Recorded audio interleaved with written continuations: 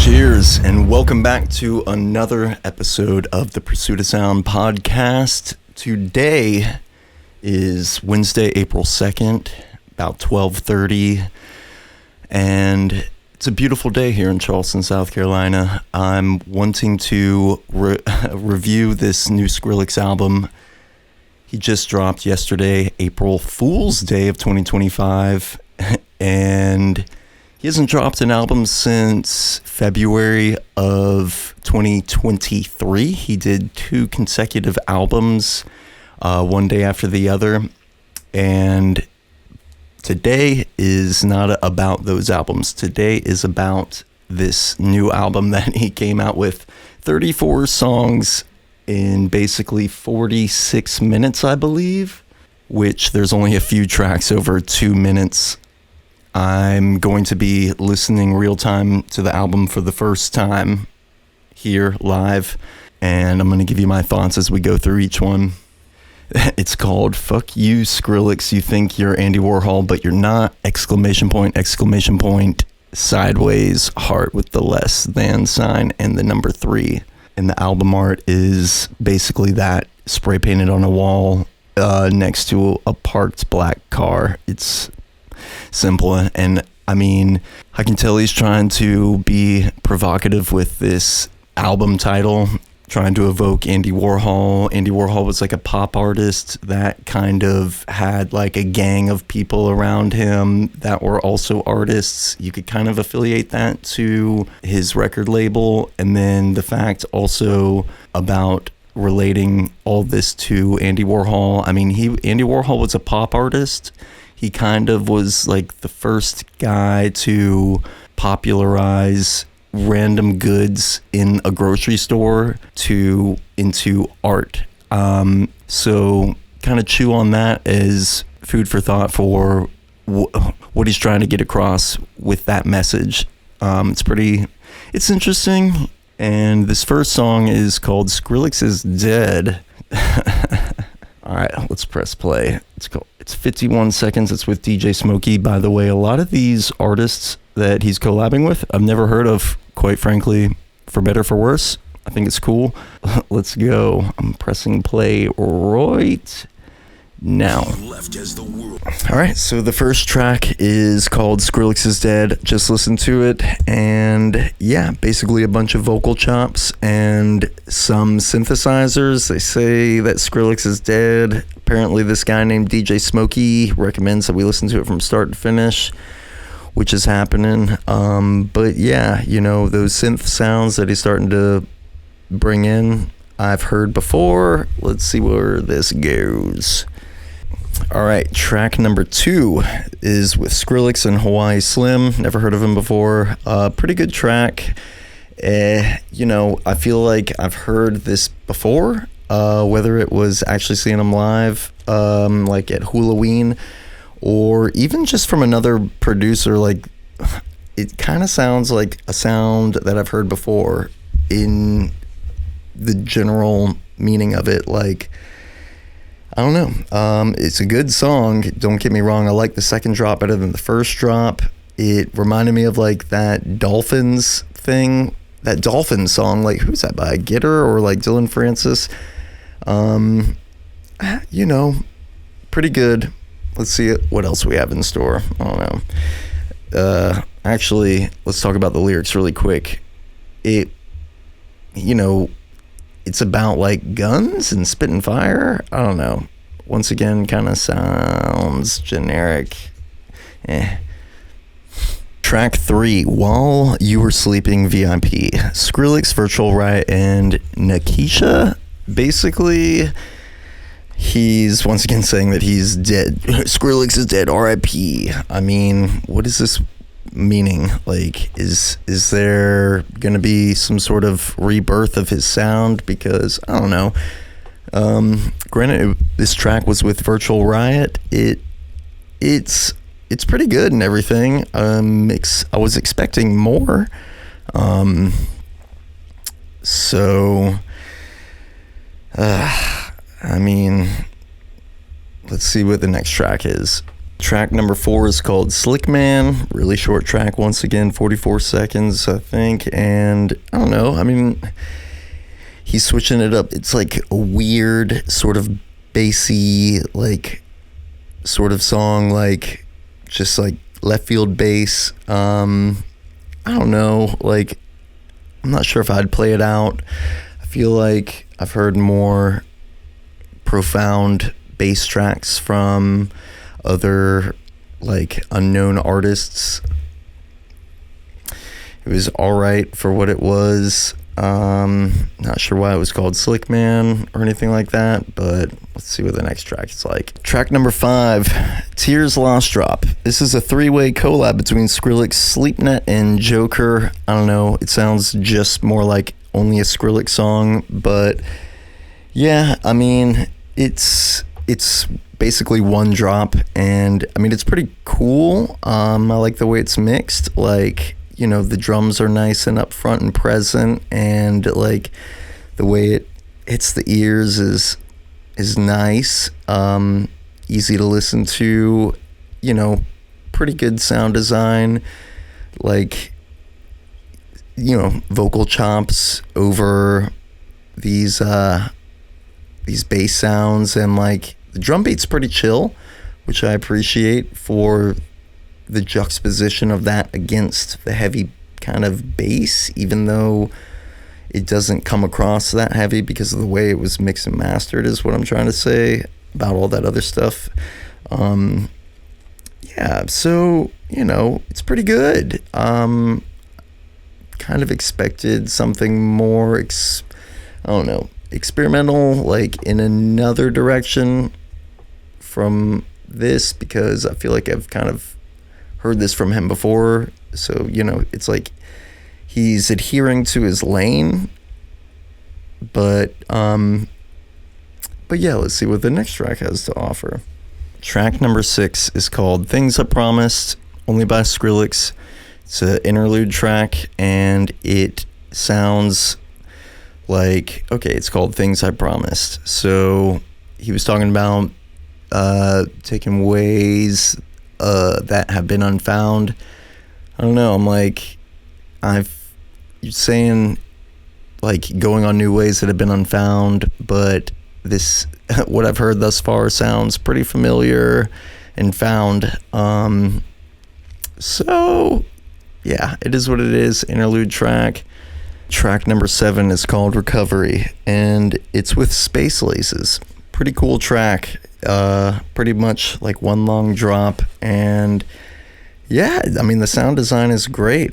That I like this song pretty much the most thus far. You know, I've heard more astounding things from lesser known artists, but still good. I don't know if I'd play it out as a DJ, like at an EDM event, but might want to remix it. But yeah, I mean, still an undoubtedly solid tune. All right, let's talk about track number 8, called Andy, titled after Andy Warhol. You know, the name of the album, Andy Warhol, blah, blah, blah, blah, all that stuff. Basically, pretty cool track. Sounds like there's a little bit of Future's vocals on that track. Took the top of the Maybach, all that stuff. Pretty cool song. Not sure why, if that was Future or whoever's vocals those are. I'm surprised they weren't mentioned on the track credits in Spotify. But yeah, pretty much still hearing those same regular build-ups into drops, you know, just I don't know. Good song. I was expecting different stuff, you know, more original build-ups. You know, don't get me wrong. I mean, Andy gives us two drops in less than 2 minutes, and they're good drops for what they're worth. So yeah, I guess that's how I feel about it. Great. So track number 9 is called Squishy Clip. it is not my favorite track so far. Not sure if I liked the sort of like laughing vocals that were going on while the drop was dropping. Kind of seemed like it was just trolling. I don't know. It's easy to kind of like skip over. It's nothing I don't know, nothing I'd write home to mom about, but still a solid drop. I can tell sound design is, there, but it's still something that I've heard before, which I hate to say. Track number 10 is called Look at You. It's with Jonesy, and it's a pretty short track. Yeah, 51 seconds. I mean, it's cool. I like the way that it has like these pauses and the silence speaks for itself. It's cool. Yeah, I mean, he isn't trying too hard in the sense that it's not like over the top, like crazy production like that you'd hear from Crank That, or I don't know, these other mainstream EDM artists at the moment. But yeah, I guess let's go on to track number 11. All right, so track number 11 is called Gulab XX, Skrillex and Naisha. Pretty cool song. I like the way that he's playing with stereo imaging, with like the vocals and everything. Pretty cool. It's very minimal. I appreciate the minimalisticness of it. It's a pretty decent track. I'm not mad at it. Track number 11 is called Momentum. And yeah, I mean, this one's kind of like more mainstream hip hop, like, what am I saying? It's like the mainstream rap flow, like, but it's got a cool drop in there. And yeah, I mean, it's pretty cool. I don't know if I'd really go out of my way to listen to it again. I'm not the biggest fan of like that 2024, 2025, like modern rap stuff. It's just not my favorite. I don't know. Hip hop / rap. I don't know. It's just not what it used to be. Starting to feel old. So pretty cool song, but yeah. Okay, this next one I'm starting to think some funny things. Track 13 is called Animals Beat, and it's a collab with Team Easy. And it's like literally 29 seconds, and yeah, it's an interlude style track. It's just literally like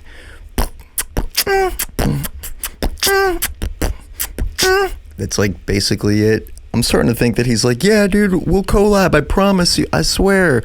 I'll put you on my next album. Swear. I'll even like tag you in, mention you. We'll get royalties. But then when he actually follows through with it, it's like literally just a 30-second track, and it's like nothing basically. This is like this. It seems like this album is just his excuse to follow through with all of his like promised collabs. Like, yeah, dude, we'll have a track, and then when the track comes out, it's literally just like it's literally just like a whatever track. I don't know. I'm not hating. This is just me saying. So track number 14, Mirchi Test. Yeah, Skrillex, Virtual Riot, and Nikisha. I don't know, for it being Skrillex and Virtual Riot, to be perfectly honest, I expected something more crazy and astounding, but I don't know. It is what it is. I mean, at least they made the track and put it out there. It's not like it's bad or anything, but yeah, I feel like I've heard it before, and it could be more original and different. Sorry, y'all, but it's just how I feel. Okay, track number 16. It's called Hold On. It really should be called like Purple Lamborghini VIP.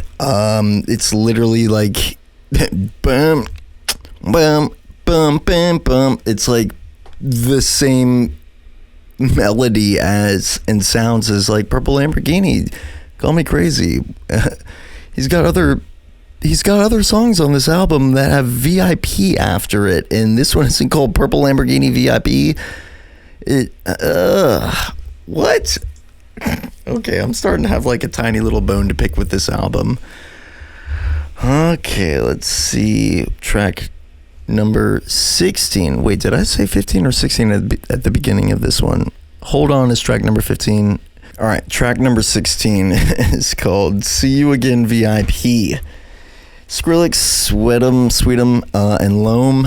I don't know. I'm starting to feel a kind of type of way about this whole album because that track wasn't really anything, like, honestly. Like, I thought it was about to go somewhere, and then it just, like, it was kind of, like, building up, like, digga, boom.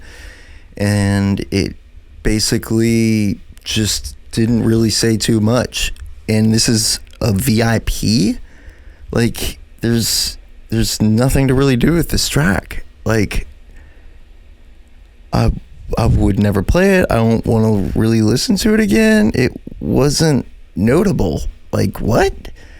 I don't know. Like, I feel bad for, like, kind of, like, coming off as, like, with, like, I got some shade about this, but, I mean, I think anybody else would agree. Okay, track number 17. This second drop is actually really dank. All right, this one's called Morja, like Kaiju VIP. Yeah, like that second drop.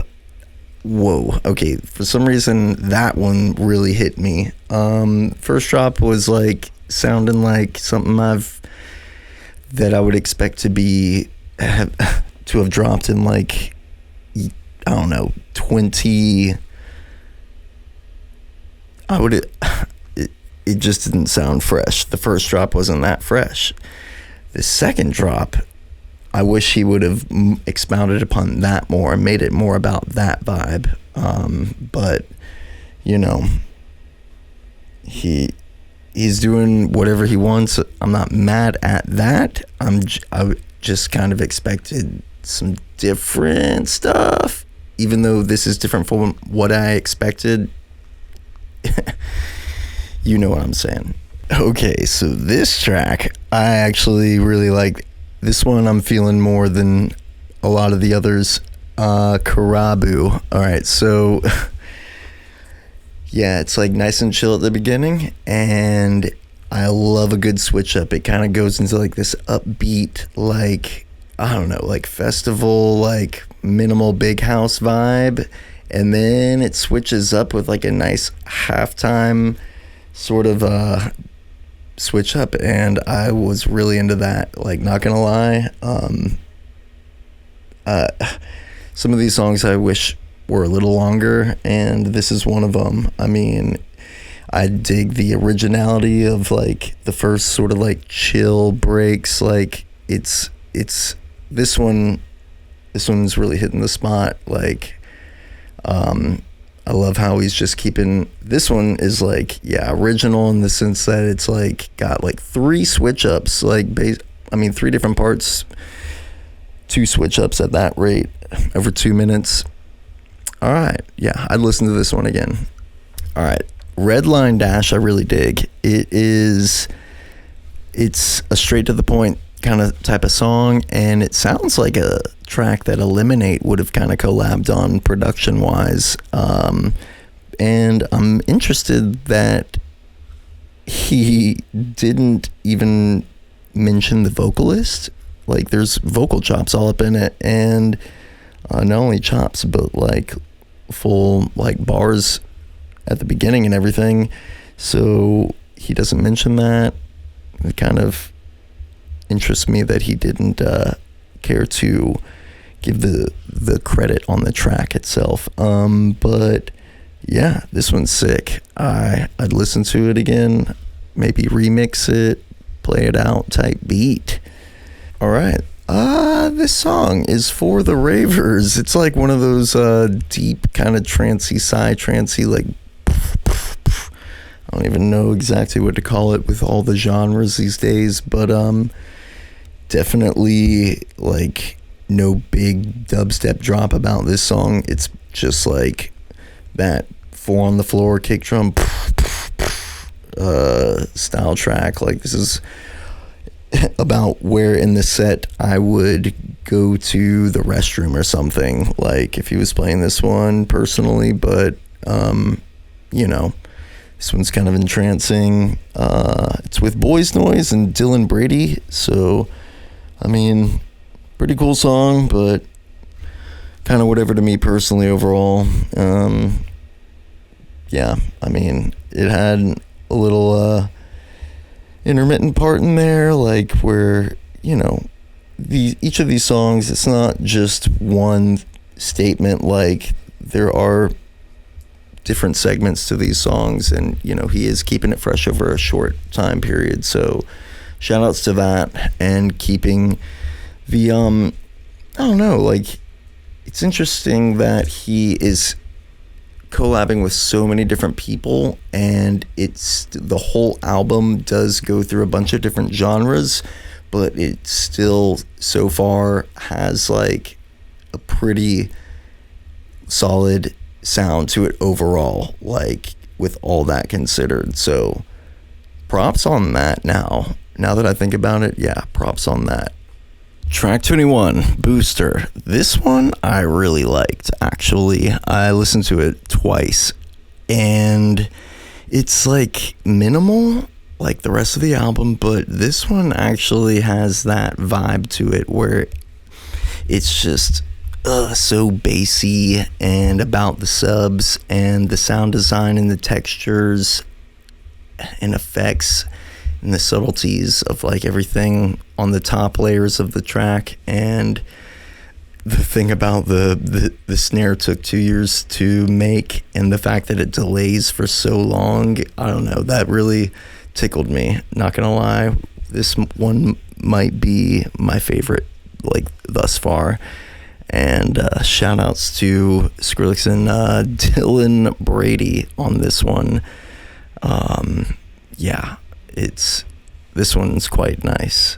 All right, so Fricky VIP truly goes in. This one, I'll admit, I'm gonna, as a producer, yeah, this one, it's like maybe to the regular headbanger, it might be hard to like headbang to, but it's so like syncopated and minimal but heavy. It's different in the perfect way, actually. This one truly goes in, and I like that he's putting it out there like that, to just be like that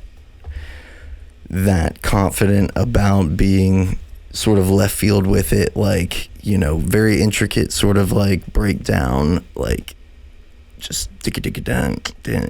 It's cool. This one's really cool. I'm digging it. And it kind of flipped from like this sort of like garage, like, I don't know, just like warehouse sort of house vibe, like and then it just went to the nuts drop. Yeah, this one's cool. Track 23, Ultra Intro. This one goes hard. And I wish more of the tracks on this album kind of went hard like this. I mean, imagine treating a whole album like you're opening up a festival. Ultra Intro. I haven't seen any videos to really verify if he's played this opening his set at Ultra, but I'm assuming he has. And yeah, I mean, this is a pretty inspiring track. It's making me want to produce, not gonna lie. I'm lit on it. I'll probably download it and play it in a set. Track 24, Jungundra. Yeah, this one's tough. I really like the sound of the snare. There's like 3 different switch ups in this track. It's sick. I like the first drop and the third drop the most. But damn, yeah, this one's really making me want to make some music, and I like the fact that he is digging into just switching up. It's like so ADHD, like this whole album. It's cool. It's saying, yeah, you can make songs that are like, however many seconds long, and who cares? Like, this album's already growing on me, not gonna lie. Eager to hear how this next one sounds. Track 25, Druids with G Jones. This one's good. I really like it, and I can tell they spent a lot of time and care on this one. It's still like kind of like that minimal sort of vibe, even though it's very intricate with its production.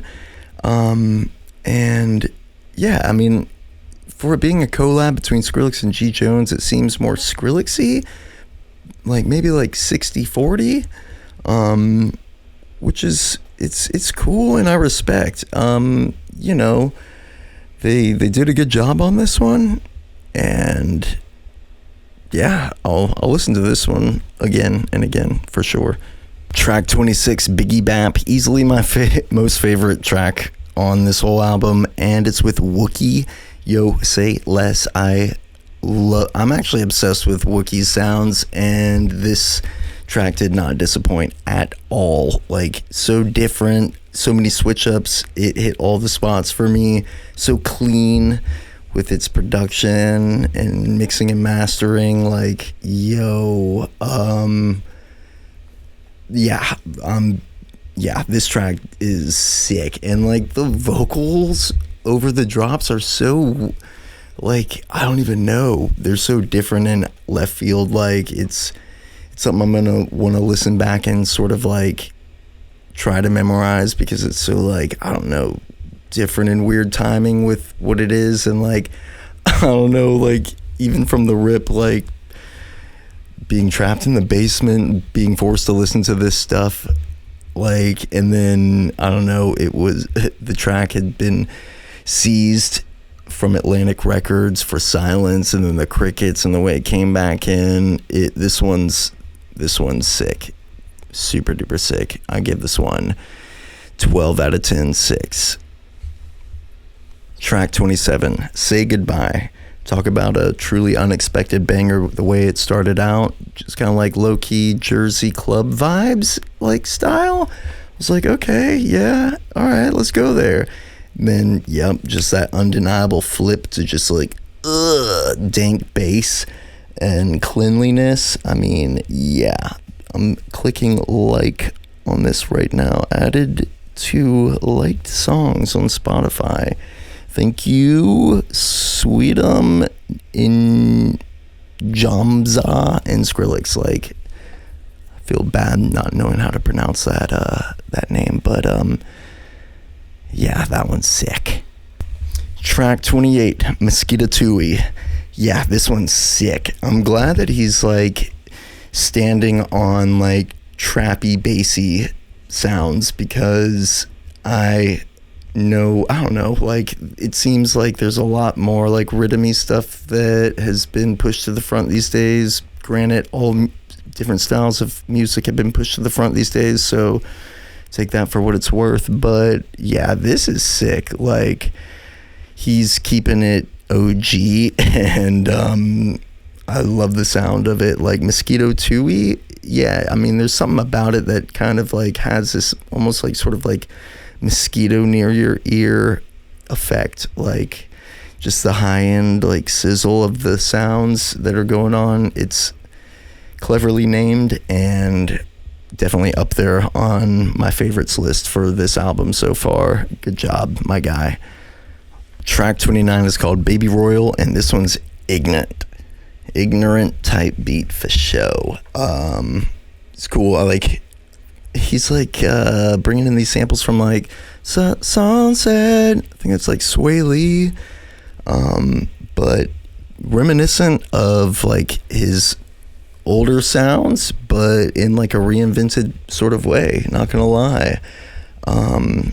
Yeah, this is like actually the second time I'm listening through this album, and the first time it just didn't really hit for some reason. I don't know, it just, I feel like all the vocal drops are sort of like turning me off in a way, but now this whole album is really growing on me, not gonna lie. And yeah, I'm gonna add this one to my liked playlist as well. Yeah, this one This one hits. Okay, track 30, G2G.